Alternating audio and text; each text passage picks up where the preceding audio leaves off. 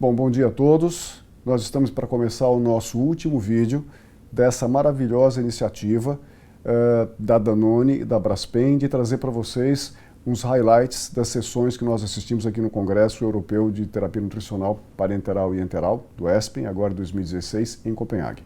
Então, com prazer que eu vou comentar com vocês agora as palestras desse último dia de congresso, que na realidade durou só durante a manhã, das 8h30 ao meio-dia. A primeira ideia que foi muito interessante, é uma ideia que sempre me fascinou, foi a ideia da crononutrição. Então, só para vocês ficarem atentos, aqueles que não têm uma familiaridade com o assunto, a crononutrição é o seguinte: as pessoas idosas, de uma forma geral, não são os pacientes, são as pessoas idosas, têm uma grande dificuldade em absorção de proteína e de síntese proteica, porque existe todo um processo de envelhecimento, de piora da função orgânica, a partir do momento que você começa a mastigar, você começa a engolir, você começa a digerir, a metabolizar. A proteína que você absorve menos, e aquela proteína que é absorvida, ela deflagra menos síntese proteica, porque existe uma baixa de sensibilidade à oferta proteica para a síntese proteica no paciente idoso, no indivíduo idoso de uma forma geral.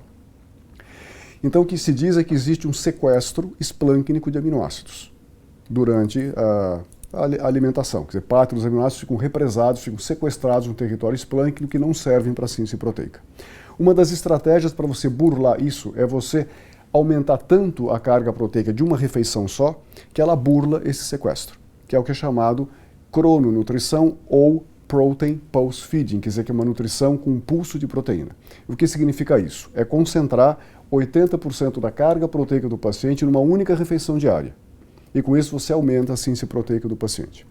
Até então, uma coisa muito interessante, essa estratégia é sempre feita sempre a nível ambulatorial e muito frequentemente em pacientes idosos mais saudáveis, mostrando sempre assim, um aumento de massa muscular, nem sempre um aumento de função, às vezes sim, alguns trabalhos, às vezes não, mas enfim, resultados positivos. Eu sempre tive na minha cabeça uma vontade de saber como se isso funcionaria dentro do hospital.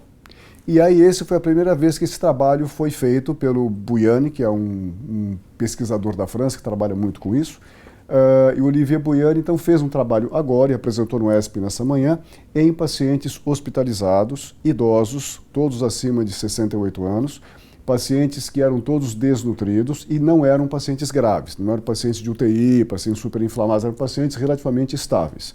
Então ele pegou 68 pacientes e randomizou esses pacientes para receberem durante 42 semanas ou uma nutrição em que a proteína vinha, digamos, dividida equanimemente durante o dia, ou uma nutrição que a proteína se concentrava no meio do dia, quer dizer, 80% da carga proteica se concentrava no meio do dia do paciente. E toda essa nutrição foi feita por via oral, associada eventualmente a suplemento proteico para poder aumentar essa carga proteica no meio do dia. Os pacientes receberam 35 quilocalorias por quilo por dia, portanto não eram pacientes graves, eram pacientes não inflamados, receberam 1,3 gramas de proteína por quilo por dia, e a única diferença foi se a proteína foi dividida equanimemente ou se ela foi dada concentradamente. E os resultados que eles obtiveram, os desfechos foram na realidade, eles avaliaram a concentração plasmática pós-prandial de aminoácidos, eles avaliaram a composição corpórea por DEXA e por bioimpedância, para ver principalmente lean body mass e massa muscular. E o que eles repararam depois de 42 semanas, porque essas medidas eram feitas no primeiro dia que começava e no último dia, no 42º dia, é que houve um aumento da massa do tecido metabolicamente ativo, houve um aumento da massa muscular e houve um aumento da concentração plasmática de aminoácidos, principalmente aminoácidos de cadeia ramificada, tipo leucina, isoleucina e também de citrulina.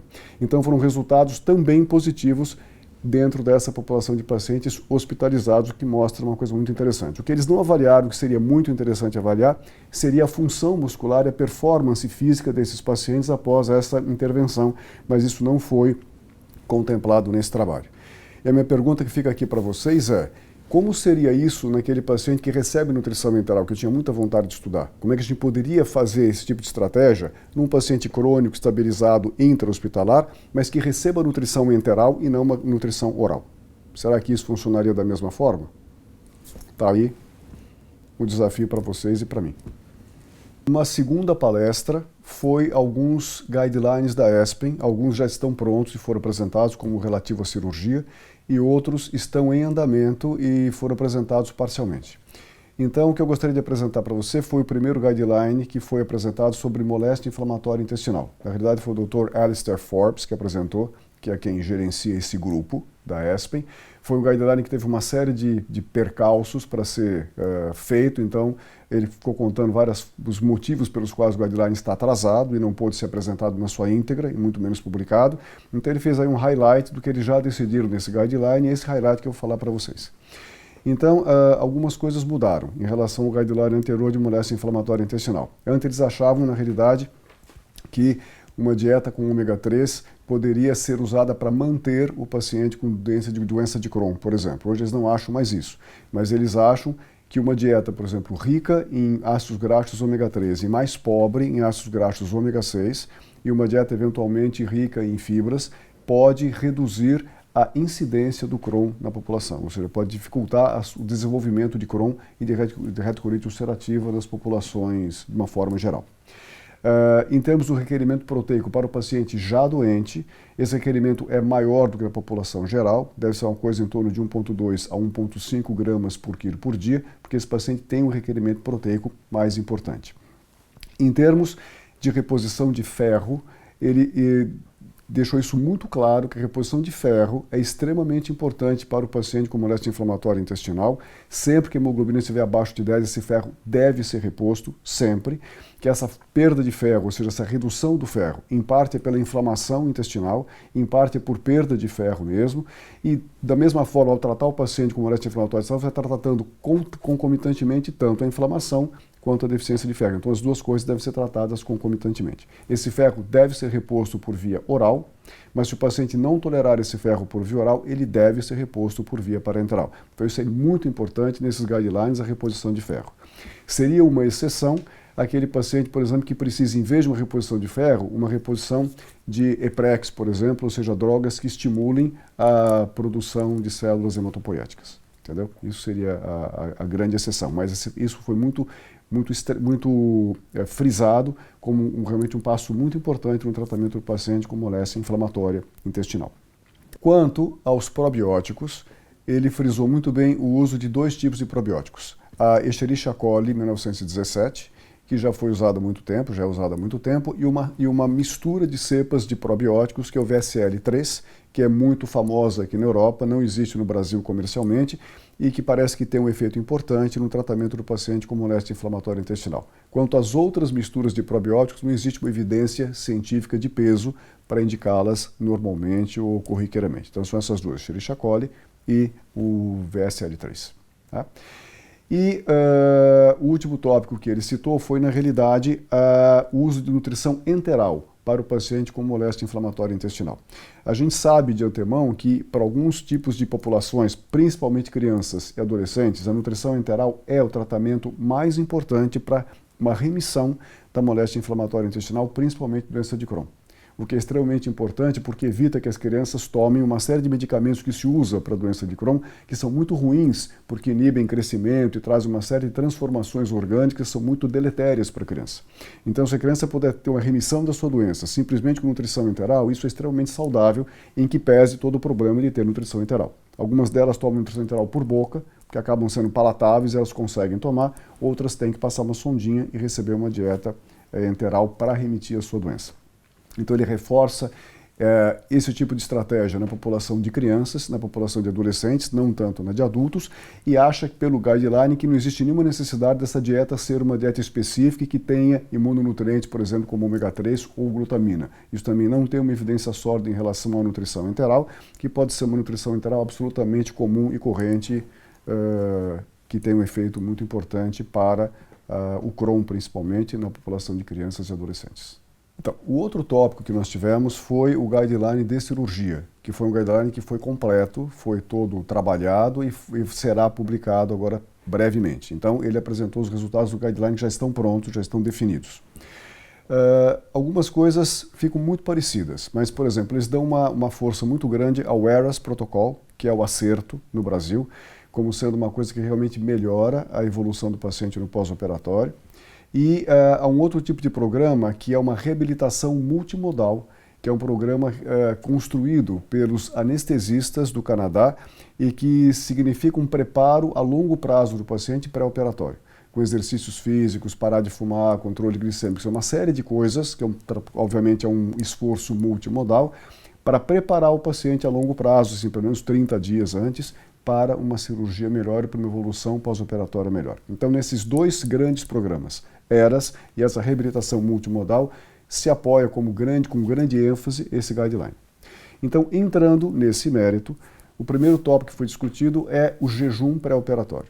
Então, realmente, se solidifica cada vez mais na literatura que o jejum pré-operatório longo, aquele jejum de 12 horas que nós costumávamos deixar aos pacientes, é extremamente deletério porque exacerba todos os mecanismos de reação ao trauma, exacerba o hiperinsulinismo, a baixa da insulina e exacerba a hiperglicemia no pós-operatório e o catabolismo proteico. Então, o que eles recomendam é que realmente esse jejum seja interrompido, pelo menos 2 horas antes da cirurgia, o paciente receba aquela carga de carboidratos, porque isso vai trazer menor resposta inflamatória ao trauma no pós-operatório, menor hiperglicemia, menor catabolismo proteico e para o paciente uma satisfação melhor. O paciente fica mais confortável, sente menos fome, menos irritabilidade e tem alta hospitalar mais precocemente. Continuando, a nutrição pós-operatória, nesse sentido, dentro do ERAS, tem que ser uma nutrição absolutamente precoce. Eles começam com uma dieta via oral na primeira hora de cirurgia, quer dizer, pós-operatória, mesmo para pacientes com cirurgia de trato gastrointestinal superior, que era uma coisa que parecia para nós um grande tabu. Claro que você tem que adaptar a dieta, não vai dar uma feijoada, o paciente comemora depois de uma cirurgia de estômago, mas ele pode começar já com líquidos claros, sem resíduos, etc. e tal, 1 hora após a cirurgia feita. Então isso é uma coisa também que eles reforçam bastante nesse tópico. Quanto à terapia nutricional específica enteral, por exemplo, ela só deve ser usada quando o paciente realmente não conseguir receber dieta por via oral e não precisar receber dieta parenteral. No tocante a isso, houve uma pequena mudança. O paciente que é desnutrido, como era antigamente nos outros guidelines, ele deve ser nutrido no pré-operatório pela via que for necessária. Se puder ser pela via oral com suplementos, ótimo. Se ele não conseguir fazer isso por via oral, deve ser por via enteral. Se não conseguir fazer por via enteral, que seja por via parenteral. Mas ele tem que ser nutrido, porque isso reduz muito mortalidade e complicações pós-operatórias. E por quanto tempo ele precisa ser nutrido? Ele precisa ser nutrido, a gente falava alguma coisa entre 7 a 10 dias. Nós temos um trabalho chinês de Jin, 2012, que mostra que esse paciente precisa ser nutrido no pré-operatório pelo menos por 5 dias. Antes de 5 dias não tem nenhum efeito, então é jogar dinheiro fora. Existe um outro trabalho do Fukuda, que é um pouquinho mais recente, acho que 2013, se não me engano, em que ele determina que essa terapia nutricional pré-operatória deva ser no mínimo de 10 dias e no máximo de 13 dias, ou seja, 13 dias você consegue um grande efeito da terapia nutricional pré-operatória para melhorar o estado do paciente e reduzir complicações. Mas que esse seria o período ideal, entre 10 a 13 dias. Então, misturando essas duas coisas, eles ajustaram o período de terapia nutricional pré-operatória, pelo menos alguma coisa entre 7 a 14 dias. Então você pode estender mais esse período de nutrição pré-operatória do que a gente estendia antigamente, que era de 7 a 10 dias. Desde que o cirurgião tenha a paciência de esperar, porque isso vai reverter em melhores evoluções dos seus pacientes e reduzir complicações pós-operatórias, que é o que todo mundo quer. Em relação a esse preparo nutricional pré-operatório, nós entramos agora na seara do preparo imunológico do paciente cirúrgico no pré-operatório, que é o que nós fazemos hoje quase que rotineiramente, que é indicar um preparo pré-operatório para os pacientes bem nutridos, que receberiam eventualmente imunonutrientes. Receberiam ômega 3, arginina, eventualmente nucleotídeos, enfim, alguma mistura de imunonutrientes para reduzir complicações pós-operatórias. O que aconteceu neste guideline do ESPEN, para minha grande surpresa, é que esta indicação perdeu força. Já havia algumas ideias, alguns trabalhos mostrando que para alguns tipos de câncer, por exemplo, câncer esofágico, esse tipo de preparo de imunonutrição não fazia tanta diferença. E para alguns outros tipos de câncer, câncer gástrico, câncer coloretal, câncer de cabeça e pescoço, tinha um peso maior.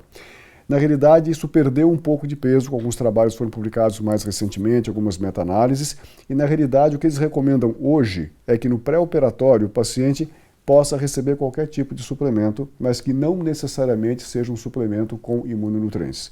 Isso pode ser dado, pode não ser dado, mas que não tem o mesmo peso e a mesma evidência tão sólida quanto tinha no passado, principalmente para alguns tipos de câncer. Talvez para o câncer coloretal, o protocolo ERAS reforça bastante o uso de imunonutrientes no pré-operatório como preparo imunológico. Para outros tipos de câncer, não tanto. Então essa foi a grande surpresa para mim desse guideline do ESPEN, porque isso que para mim era uma evidência muito sólida, começou a perder um pouco de força. A terapia nutricional, digamos, artificial, ou seja, enteral e parenteral, vamos falar de enteral agora, estaria indicada no pós-operatório quando você antecipa que o seu paciente vai ficar pelo menos 5 dias sem receber a meta nutricional que ele precisa simplesmente por via oral. Ou quando você já sabe que ele vai ficar. Então você já começa isso precocemente e ela tem que ser começada em 24 horas. Ou eventualmente pacientes de alto risco nutricional ou pacientes muito desnutridos, ela também deve ser começada, como era nos outros guidelines, bem precocemente com 24 horas, independentemente das anastomoses sejam altas ou sejam baixas. Isso não traz um aumento da essência da anastomose. Então não precisa temer essa terapia nutricional precoce. Quando a terapia nutricional enteral não for possível, está indicada a nutrição parenteral, da mesma forma como está indicada no pré-operatório. Quando você usar a nutrição parenteral, de preferência usar sempre uma mistura de parenteral 3 em 1, que contenha, portanto, os 3 macronutrientes, glicose, proteína e lípides, e a adição de imunonutrientes, neste caso, está indicada pelo guideline, principalmente glutamina, baseado em 2 meta-análises muito grandes. A meta-análise da Bollhalder, que foi publicada em 2013, que tem uma quantidade enorme de trabalhos, e que ela focaliza muito paciente cirúrgico, perioperatório e um pouco de paciente grave.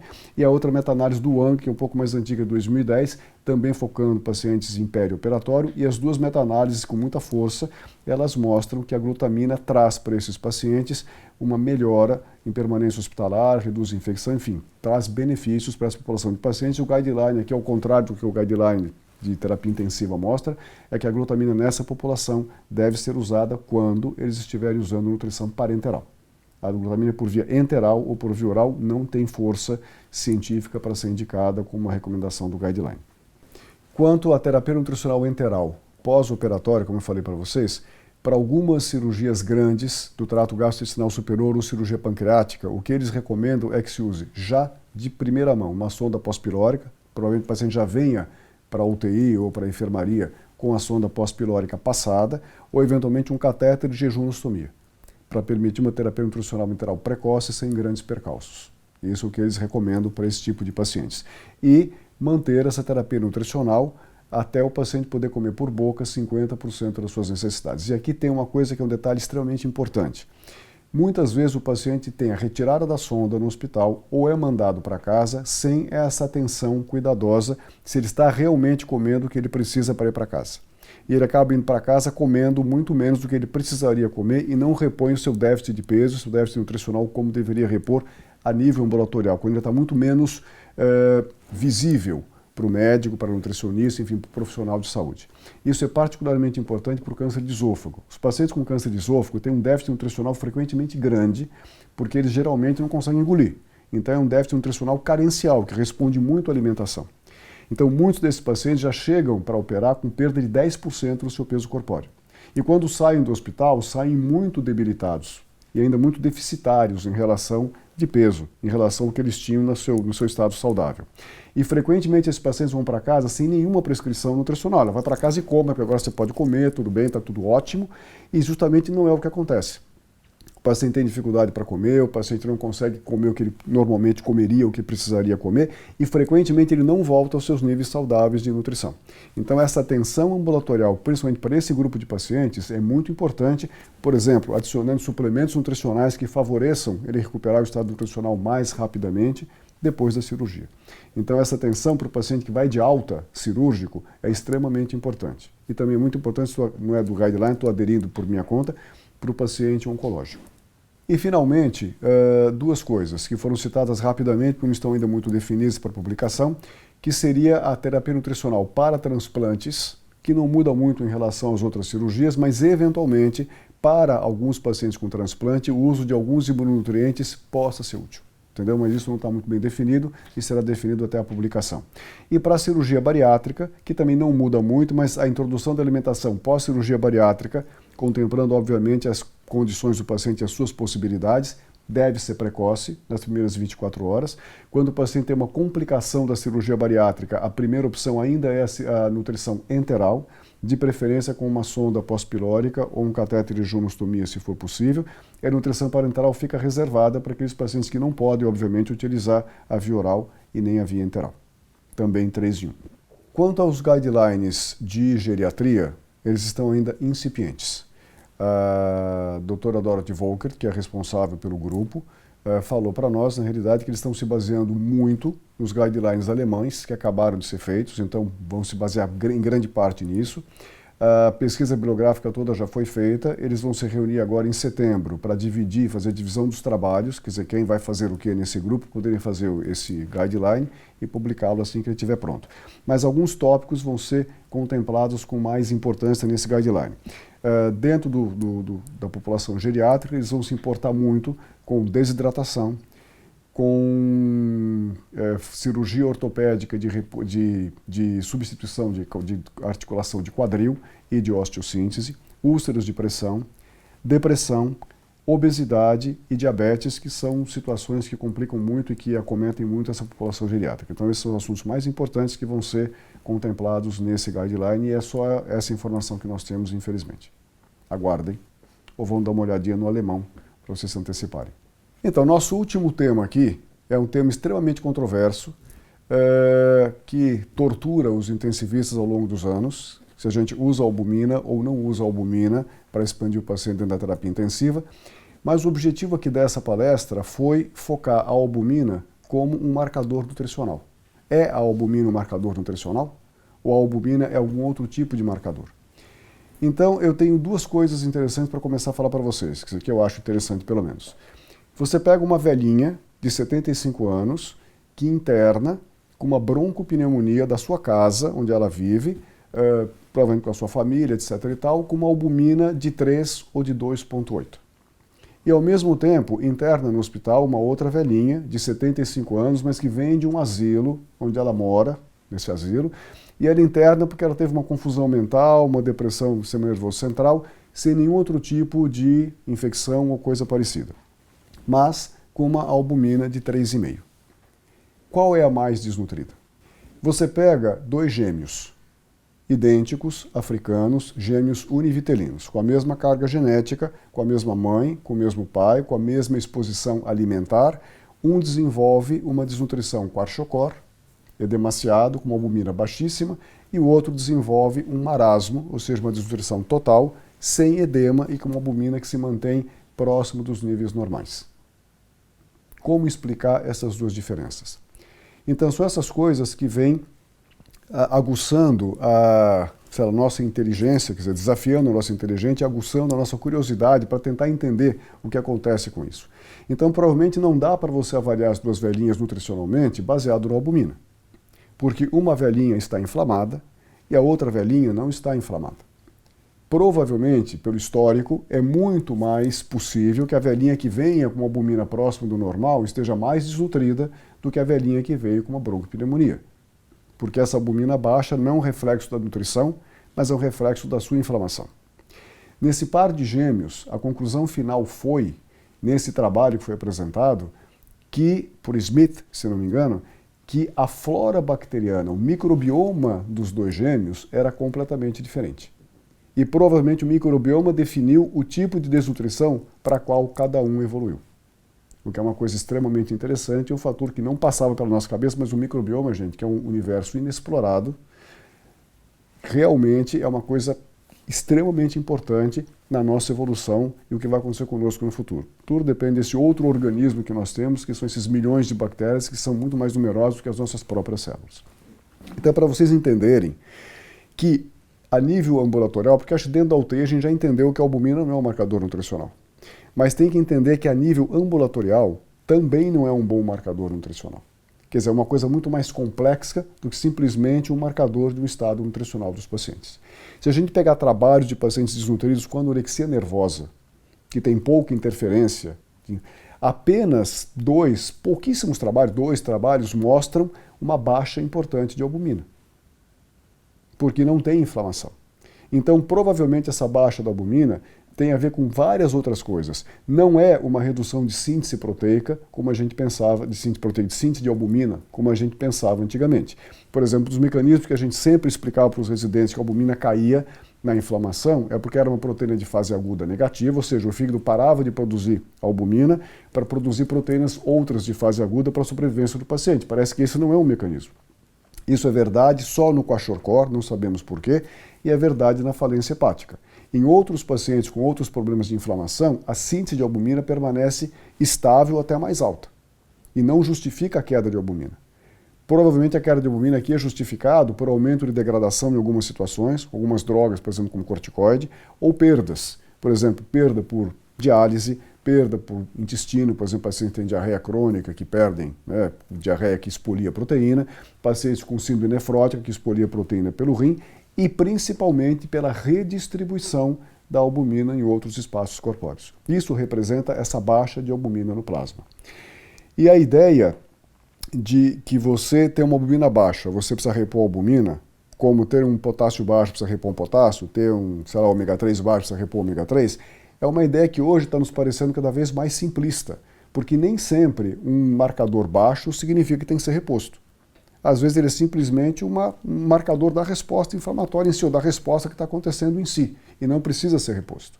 Então, por exemplo, o que eles enfatizaram bem nessa palestra foi que a albumina é um marcador de gravidade. Isso está muito bem definido. Tem uma meta-análise que tem mais de 90 estudos e que reúne mais de 100 e tantos mil pacientes. E nesta meta-análise enorme, eles provam claramente que a albumina tem uma grande correlação positiva com gravidade e com mortalidade. Ou seja, o que significa entra um paciente com albumina baixa, atenção, este é um paciente grave, alguma coisa vai indo muito mal. E você repor a albumina não vai resolver o problema. O grande problema é que este paciente, provavelmente pela baixa de albumina, e entre outras coisas, como marcador ou pela própria baixa de albumina, não consegue desenvolver uma resposta de fase aguda efetiva. Isso é muito importante, por exemplo, para o paciente que entra no hospital, principalmente na UTI, e que vai ter aquilo que a gente chama de um second hit, ou seja, ele entra com um tipo de infecção, digamos que ele entra com uma bronquopneumonia, faz todo o quadro de inflamação, começa a melhorar e de repente faz uma infecção urinária, que é o que a gente chama do segundo insulto, entendeu? Provavelmente essa baixa de albumina favorece muito mais esse segundo insulto e dificulta muito mais a reação de defesa do paciente a esse segundo insulto. Por isso que esse paciente está muito mais susceptível a morrer e a complicar do que um paciente que não tem essa albumina baixa, e isso tem mais ou menos a ver com o estado nutricional, mas não é tudo nutricional. É isso que essa palestra, essa mesa de albumina, quer dizer, repetidamente entre os três palestrantes, ela acabou mostrando com clareza. Que esse é o grande problema, quer dizer, a albumina aumenta a sua atenção para o risco que o paciente tem de complicar, ou seja, você tem que ter duplamente mais cuidado, triplamente mais cuidado com esse paciente ao tratá-lo, entendeu? Porque eu acho que hoje a nossa máxima é cuidar sem destruir, né? Que eu acho que é mais importante. Então tem que ser muito cuidadoso nesse sentido. Um outro aspecto interessante é, a oferta proteica aumenta a albumina? Ou seja, eu aumentar minha carga proteica aumenta a albumina? Porque uma coisa que eu vejo no hospital, por exemplo, a gente começa a aumentar a carga proteica do paciente, enteral ou parenteral, mas a albumina do paciente não aumenta. Então, enquanto houver inflamação, essa albumina não vai aumentar. Essa albumina vai aumentar a muito longo prazo pela interferência nutricional, seja por que via for. É uma coisa que demora, sei lá, 8, 10, 12 semanas, 80 semanas até, para você conseguir ver uma melhora dessa albumina plasmática pela interferência de oferta proteica mais alta. Então isso não é uma resposta a curto prazo como a gente gosta de ver. E a oferta de albumina para reduzir esse déficit de albumina, que também é uma maneira simplista de resolver os problemas, que muitos médicos adoram e querem que a albumina do paciente suba em 3, 4 dias, não é necessária e é deletéria em muitas situações. Ela só é interessante em algumas populações muito específicas de pacientes, principalmente pacientes hepatopatas, com ascite. Porque, na realidade, nesses pacientes, sim, a reposição de albumina parece trazer benefícios. Para outros pacientes, ela pode ser absolutamente inócua, ou seja, absolutamente desnecessária, porque não traz nenhum benefício, nem malefício, e para outros, ela pode ser maléfica, como, por exemplo, dentro da terapia intensiva. E é importante notar que você tem albuminas abaixo de 50% do seu valor normal e você ainda mantém um nível de pressão oncótica adequado, apesar da albumina estar quase na metade do que ela deveria estar. Então esse afã de ficar repondo albumina tem que ser refreado, porque na realidade não é bem assim, não é tão simplista assim a maneira de tratar esses pacientes. Eu quero comentar uma outra coisa com vocês que eu achei muito interessante, porque nós estamos falando de doentes, não estamos falando de pessoas normais. Mas se você pegar a população geral, você pode identificar vários indivíduos que nós consideramos como saudáveis, em situações saudáveis, e que têm uma albumina abaixo daquilo que você espera. E por que isso acontece? Porque algumas situações que a gente não imagina estão relacionadas com um pouco de inflamação. Por exemplo, o crescimento está relacionado a um pouco de inflamação. Uma gravidez está relacionada a um pequeno processo inflamatório. O envelhecimento, obviamente, todos nós sabemos que está relacionado a um processo inflamatório cada vez maior. E tudo isso favorece uma baixa de albumina, ou pelo menos uma albumina um pouco abaixo daquilo que a gente espera para um indivíduo normal. E além disso, parasitose intestinal. Parasitose intestinal, que é uma coisa relativamente frequente em algumas populações, em alguns países, etc. e tal, podem estar relacionados à baixa de albumina porque desencadeiam uma pequena reação inflamatória no organismo. Para vocês verem que realmente a albumina como marcador é uma coisa muito nutricional, quer dizer, muito mais complexo do que isso. Ele não pode ser olhado simplisticamente, vamos dizer, simploriamente, como simplesmente um marcador nutricional. Então, essa mesa de albumina foi proferida por 3 ícones da terapia nutricional europeia e universal e mundial, que são o Michael Rismaier, da Áustria, de Viena, o Peter Sotters, da Holanda, e o Olivier Bouillain, de Paris, que são 3 especialistas de peso para falar sobre esse assunto.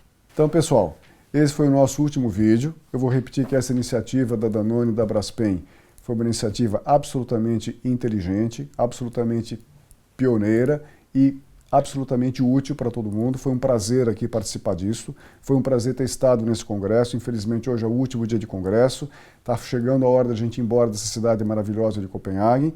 Espero que vocês tenham aproveitado esses highlights aí que eu trouxe para vocês. E também foi um prazer ter estado com vocês e poder levar para vocês aí no Brasil um pouquinho do nosso congresso aqui europeu.